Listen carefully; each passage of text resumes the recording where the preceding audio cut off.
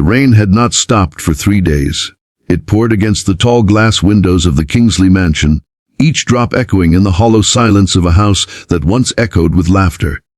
Edward Kingsley, one of the city's most respected businessmen, stood by the window staring into the distance, his reflection blurred in the storm. His hands trembled slightly as he held a small, worn photograph.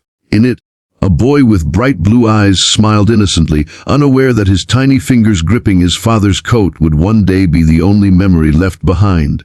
7 years, Edward whispered under his breath. 7 long years since I lost you, my boy.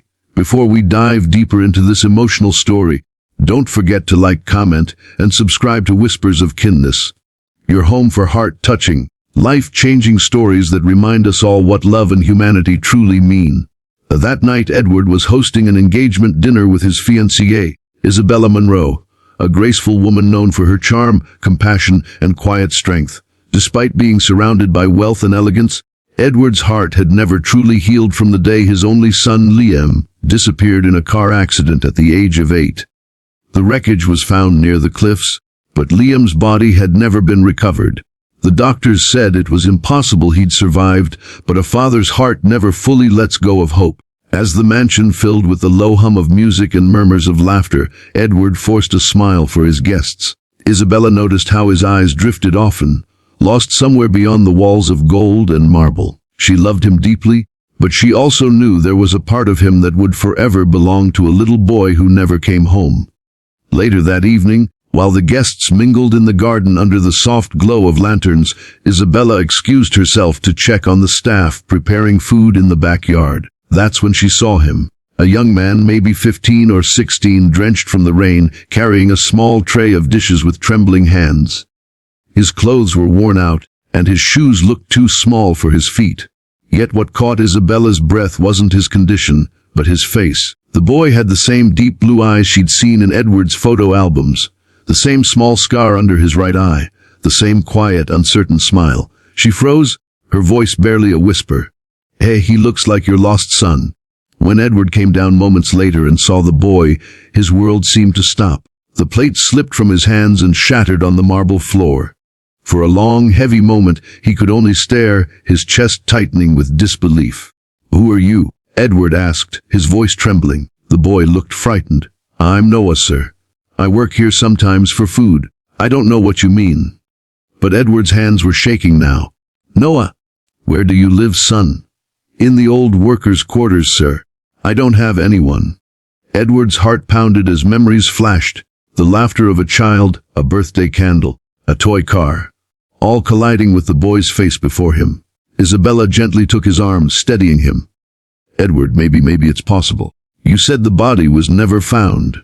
He wanted to believe it. But after years of false hopes and cruel disappointments, he feared the pain of being wrong again. So he didn't rush. He offered the boy warmth, a meal, and a place to rest. That night, as Noah ate quietly at the corner of the dining room, Edward couldn't take his eyes off him. Every small gesture, the way he held the spoon, the slight tilt of his head, mirrored Liam in ways too precise to ignore. Still, fear of heartbreak kept him silent. But Isabella couldn't shake the feeling either. The next day, while Edward was at a business meeting, she invited Noah for tea in the garden. "Do you remember anything about your family?" she asked softly. The boy looked down, fidgeting with the edge of his shirt. "Sometimes I dream about a car, and a man calling my name Lim. But I don't know if it's real." Her eyes filled with tears. "You said Lim?" He nodded, confused.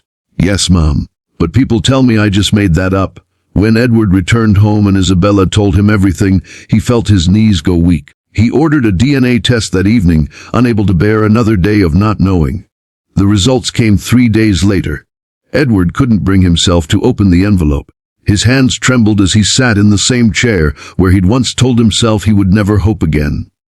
Isabella placed her hand on his and whispered, "Whatever happens, we face it together." He tore open the envelope. His breath caught, his eyes widened. It was a 99.9% match. Edward dropped the paper and broke down in tears, clutching it to his chest. He rushed to the garden, where Noah was helping the gardener water the plants. When the boy turned, Edward ran to him and pulled him into a trembling embrace. "My son," he choked out. "My boy, my Liam?" Liam froze, his mind unable to grasp it at first. But when he saw Edward crying, something deep within him cracked open. Flashes of his past returned. The crash. The sound of his father's voice calling his name, the cold river that carried him away, and the years spent wandering, surviving, never understanding why he felt empty. He hugged Edward back, sobbing into his father's chest. "Dad, I missed you." The news spread like wildfire. The lost Kingsley heir found alive after 7 years, blared the headlines. But behind the fame there was a quiet, profound healing unfolding in that house. Edward and Isabella officially adopted Liam back into the family. She treated him as her own son, teaching him warmth, kindness, and the grace of second chances. Yet not everyone welcomed the reunion. Edward's business partner, who had always envied him, questioned the truth, trying to stir rumors that the boy was an imposter looking for money. The accusations hurt, but this time Edward didn't waver.